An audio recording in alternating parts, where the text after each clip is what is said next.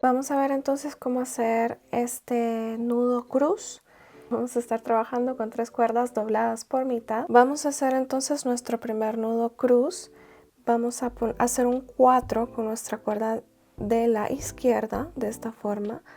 Ahora la vamos a pasar por detrás de la cuerda de la derecha y vamos a formar otro bucle de esta forma que quede justo por detrás.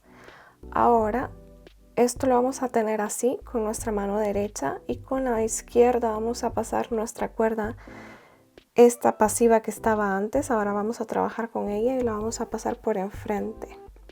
Y ahora vamos a pasar esta cuerda a través de este bucle que quedó en la izquierda. Y ahora vamos a apretar nuestro nudo. Vamos a llevarlo para arriba.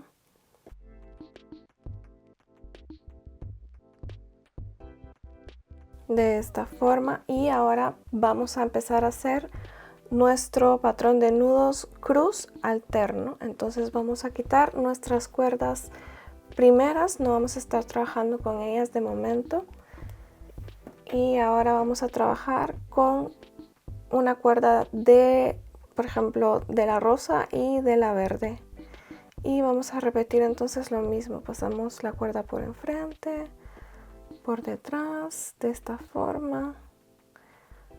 Pasamos la cuerda verde por enfrente, a través del bucle.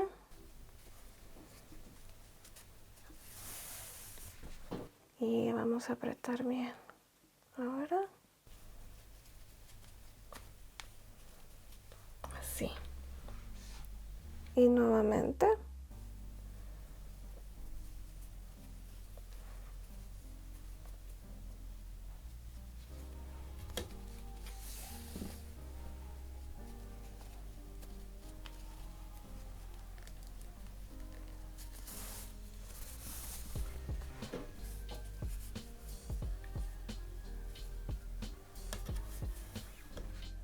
Así, por enfrente, por detrás, hacemos este bucle, pasamos por enfrente, a través del bucle,